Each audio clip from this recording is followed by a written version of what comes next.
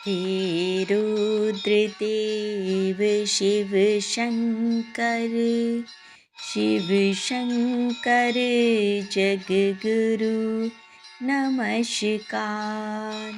हे नीलकंठ सुर नमस्कार। शशि मौली चंद्र सुख नमस्कार। हे उमाकांत सुधि नमस्कार। उग्र तव रूप मन नमस्कार। ईशान ईश प्रभु नमस्कार। विश्वेश्वर प्रभु शिव नमस्कार। नमस्कार प्रिय भक्तगणों, स्वागत है आपका अपने YouTube चैनल पर। देवों के देव महादेव बहुत ही भोले माने जाते हैं, इसीलिए उनका एक नाम भोलेनाथ भी है। पौराणिक मान्यता के अनुसार भगवान शंकर को प्रसन्न करने के लिए किसी भी तरह के खास विशेष पूजन की आवश्यकता नहीं होती, क्योंकि कहा जाता है कि वह तो भोले हैं और भक्त की मन से की गई क्षणिक मात्र की भी भक्ति से वह प्रसन्न हो जाते हैं। अगर आप भी शिव की भक्ति और कृपा पाने के लिए प्रत्येक सोमवार का व्रत करते हैं तो इस कथा से भोलेनाथ को प्रसन्न कर सकते हैं। एक साहूकार बहुत धनवान था। उसको धन आदि की किसी भी बात की कोई कमी नहीं थी, परंतु पुत्र न होने के कारण वह अत्यंत दुखी था। वह इसी चिंता में रात दिन रहता था और इसीलिए वह पुत्र की कामना के लिए प्रति सोमवार को शिवजी का व्रत और पूजन किया करता था। सायंकाल को शिवजी के मंदिर में जाकर दीपक जलाया करता था। उसके इस भक्ति भाव को देखकर एक समय श्री पार्वती जी ने शिवजी महाराज से कहा कि हे महाराज, यह साहूकार आपका अनन्य भक्त है और सदैव आपका व्रत और पूजन बड़ी श्रद्धा से करता है, अतः इसकी मनोकामना पूर्ण करनी चाहिए। शिवजी ने कहा कि पार्वती जी, यह संसार कर्म क्षेत्र है। जैसे किसान खेत में जैसा बीज बोता है वैसा ही फल काटता है, उसी तरह संसार में जो जैसा कर्म करते हैं वैसा ही फल भोगते हैं। पार्वती जी ने अत्यंत आग्रह से कहा कि महाराज, जब यह आपका ऐसा भक्त है और यदि इसको किसी प्रकार का दुख है तो उसको अवश्य दूर करना चाहिए, क्योंकि आप तो सदैव अपने भक्तों पर दया करते हैं, उनके दुखों को दूर करते हैं। यदि आप ऐसा नहीं करेंगे तो मनुष्य क्यों आपकी सेवा व्रत पूजन करेंगे। पार्वती जी का ऐसा आग्रह देख शिवजी महाराज प्रसन्नता से कहने लगे, हे पार्वती, इसके कोई पुत्र नहीं है। इसी पुत्र चिंता से यह बहुत दुखी रहता है। इसके भाग्य में पुत्र न होने पर भी मैं इसको पुत्र की प्राप्ति का वर देता हूँ, परंतु वह पुत्र केवल 12 वर्ष तक ही जीवित रहेगा। इसके पश्चात वह मृत्यु को प्राप्त होगा। इससे अधिक मैं इसके लिए कुछ नहीं कर सकता। यह सब बात साहूकार सुन रहा था। इससे उसको ना कुछ प्रसन्नता हुई और ना ही कुछ दुख हुआ। वह पूर्ववत वैसे ही शिवजी महाराज का सोमवार का व्रत और पूजन करता रहा। कुछ समय व्यतीत हो जाने पर साहूकार की स्त्री गर्भवती हुई और 10वें महीने में उसके गर्भ से अति सुंदर पुत्र की प्राप्ति हुई।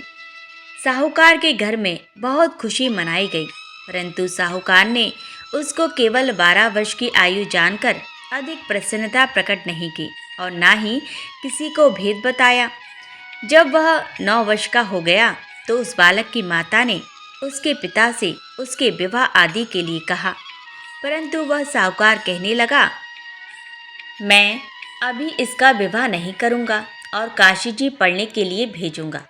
फिर उस साहूकार ने अपने साले अर्थात बालक के मामा को बुलाया।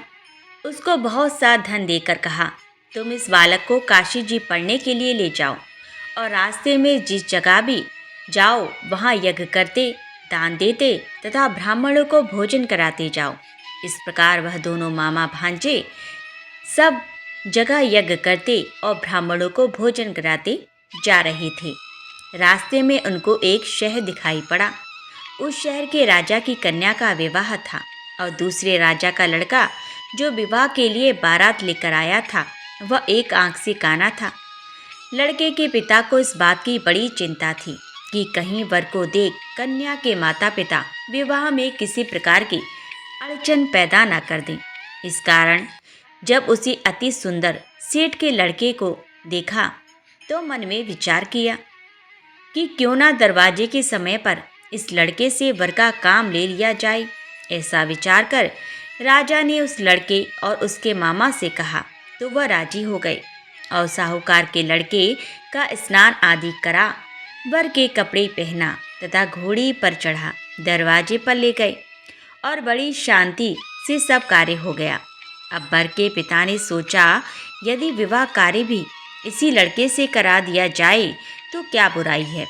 ऐसा विचार करके उसके मामा से कहा यदि आप फेरों और कन्यादान का काम भी करा दें तो आपकी बड़ी कृपा होगी और हम इसके बदले में आपको बहुत सा धन देंगे। उन्होंने स्वीकार कर लिया और विवाह कार्य बहुत अच्छी तरह से हो गया। परंतु जिस समय लड़का जाने लगा तो उसने राजकुमारी की चुंदड़ी के पल्ले पर लिख दिया कि तेरा विवाह तो मेरे साथ हुआ है, परंतु जिस राजकुमार के साथ तुमको भेजेंगे वह एक आंख से काना है और मैं तो काशी जी पढ़ने जा रहा हूँ।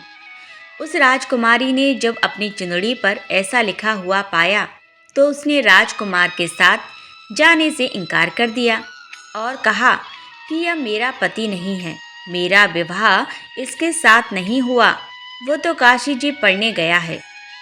कुमारी के माता पिता ने अपनी कन्या को विदा नहीं किया और बारात वापस चली गई। उधर सेठ का लड़का और उसका मामा काशी जी पहुंच गए। वहां जाकर उन्होंने यज्ञ करना और लड़के ने पढ़ना शुरू कर दिया। जब लड़के की आयु 12 वर्ष की हो गई तब एक दिन उन्होंने यज्ञ रच रखा था कि उस लड़के ने अपने मामा से कहा, मामा जी आज मेरी तबीयत कुछ ठीक नहीं है।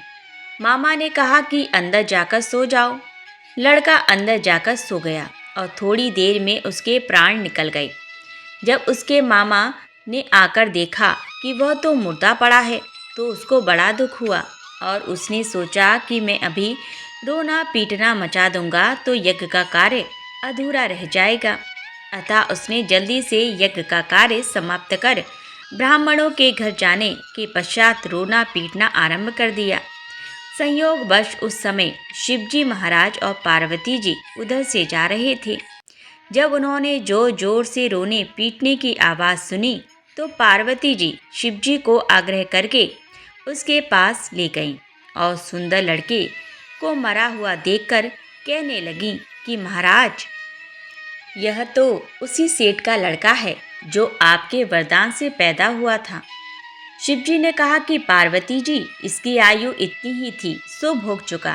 पार्वती जी ने कहा कि महाराज कृपा करके इस बालक को और आयु दो, नहीं तो इसके माता पिता तड़प तड़प कर मर जाएंगे। पार्वती जी के इस प्रकार बार बार आग्रह करने पर शिवजी ने उसको वरदान दिया और शिवजी महाराज की कृपा से लड़का जीवित हो गया। शिव पार्वती कैलाश चले गए। तब वह लड़का और उसका मामा उसी प्रकार यज्ञ कराते हुए अपने घर की तरफ चल पड़े और रास्ते में उसी शहर में आए जहाँ पर उस लड़के का विवाह हुआ था। वहाँ पर आकर जब उन्होंने यज्ञ आरंभ कर दिया तो उस लड़के को उसके ससुर ने पहचान लिया और अपने महल में लाकर उसकी बड़ी खातिर की, साथ ही बहुत सारा धन और दासियों सहित बड़े आदर और सत्कार के साथ अपनी लड़की और जमाई को विदा किया।